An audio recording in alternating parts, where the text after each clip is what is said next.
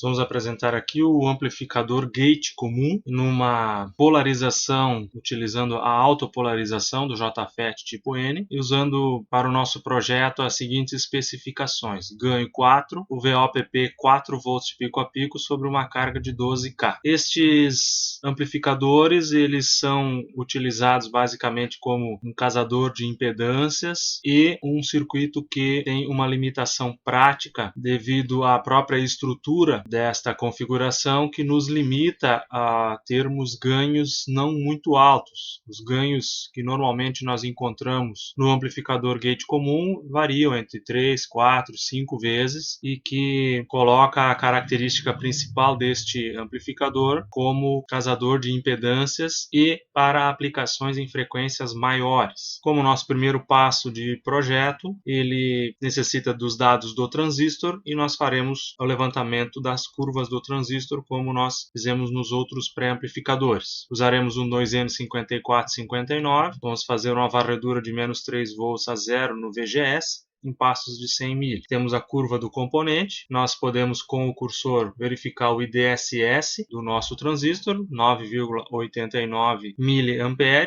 e como nós vamos utilizar 2 mA no nosso projeto, já podemos utilizar aqui o cursor para verificarmos o VGS do transistor sob esta corrente de trabalho. Em 2 mA temos 1,7 volts de VGS, esses valores nós anotamos, todos nós vamos utilizar. O VGS off do transistor ele está no seu modelo matemático, poderíamos olhar na curva, mas ele aparece aqui como o valor de VTO e é menos 3 volts, também utilizaremos este valor para o VGSO. Utilizando-se uma folga de 0,5 volts com a corrente de 2 mA, nós utilizamos as nossas inequações aqui, que eu escrevi como equação, mas os valores de VOP positivo e negativo devem ser menores do que o resultado dessa expressão. Com essa expressão de VOP positivo, nós vamos calcular o RD e com o valor de VGS que nós verificamos na nossa curva, nós conseguimos calcular o RS. Os primeiros resultados que nós encontramos aqui, seguindo os valores da série 12, são RS em 1K e RD em 1.500 ohms. O comportamento do nosso pré-amplificador nos deu 3,7 volts de pico a pico na saída. A primeira coisa que nos chama a atenção é a assimetria entre o semiciclo positivo e o negativo. Podemos observar que através do cursor 2, o semiciclo positivo ele tem 1,5 volts, um pouco mais, e o semiciclo negativo 2,2 volts. O ponto que nós poderíamos observar aqui nas inequações seria que nós poderíamos aumentar ID ou RD, já que o RL não pode ser alterado, para que nós tenhamos um pouco mais de folga. Porém, temos um problema que é inerente à estrutura deste pré-amplificador, que tanto o RD e o ID, eles têm influência sobre o valor do ganho do circuito. Se aumentarmos RD, o ganho aumentará diretamente, e se aumentarmos ID, o GM do transistor aumentará também. O GM não aumenta na mesma proporção de ID, o que nós podemos inclusive ver quando nós traçamos a curva de GM. É possível traçar aqui parte matemática derivada de ID, que nós temos a curva de GM do transistor. À medida que a corrente sobe, a GM também sobe, não segue a mesma proporção, mas o GM sobe também. Essas irregularidades aqui na forma de onda são devido à precisão do traçado do gráfico, que pode ser melhorado, mas é desnecessário aqui porque nós queremos ver apenas o comportamento da curva. Então, o primeiro ponto para nós tentarmos melhorar esta assimetria, nós vamos aumentar um pouco a corrente, já que o GM não aumenta na mesma proporção, para nós conseguirmos um pouco mais de folga aqui no semiciclo positivo. Aumentando-se um pouco a corrente, baixando aqui uma casa na série 12 em RS, antes nós tínhamos 1,53 aqui no semiciclo positivo, a amplitude subiu para 1,66. Não subiu muito, o semiciclo negativo permaneceu praticamente o mesmo. E agora nós vamos voltar ao valor original aqui e verificar qual é o comportamento do semiciclo positivo ao aumentarmos o RD. Com RD em 1.800 ohms, o nosso semiciclo positivo subiu mais do que a alteração anterior. Nós já temos um VOPP de 3,95, que já está aceitável dentro do valor que nós esperávamos. Nós estamos aplicando 1 volt na entrada e o semiciclo negativo permaneceu praticamente no valor anterior. Já adianto aqui que podemos fazer várias iterações, alterando RD e RS. Nós, com essa estrutura, devido à característica inerente do transistor JFET, quando trabalha com sinais maiores na entrada e nesta configuração, nós não vamos conseguir uma simetria perfeita de semiciclos positivos e negativos. Um outro par de valores que traz uma forma de onda semelhante a esta seria RD em 2K, da série 24, e o RS em 1K2.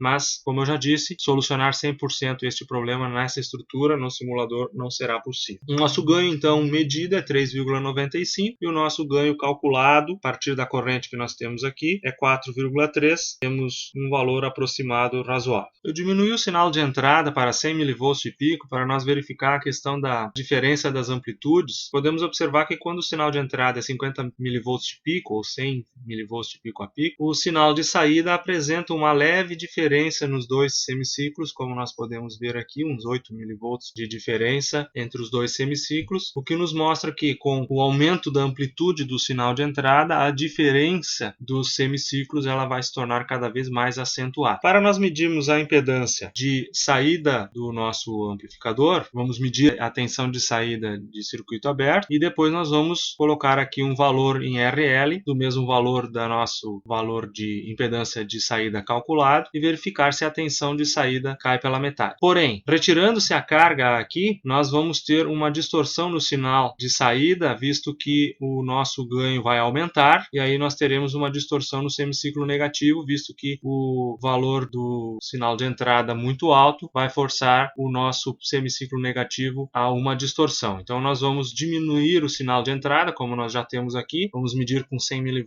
na entrada e medirmos a tensão de saída sem carga sob esta tensão. Um valor, substituindo aqui uma carga em aberto com um resistor de 10 MΩ, nós temos 508 mV na saída, a metade disso seria 254 mV, então esse é o valor que nós esperamos quando nós acertarmos o valor de RL a um valor igual ao valor da ZO que nós esperamos. Com 1800 ohms na carga, nós temos 254 mV na saída, mostrando que o nosso ZO calculado é semelhante ao medido. Nossa impedância de entrada, nós vamos seguir o mesmo procedimento, a tensão de saída sem carga era 508 mV, com um resistor fixo de entrada no mesmo valor da nossa impedância de entrada calculada, nós não chegamos no valor que nós queríamos, mas com 261 ohms na entrada, nós temos a metade da tensão na saída. O valor calculado era 266 ohms, então temos aqui uma diferença menor do que 2% entre o valor medido e o calculado, que é uma excelente aproximação para a nossa medição.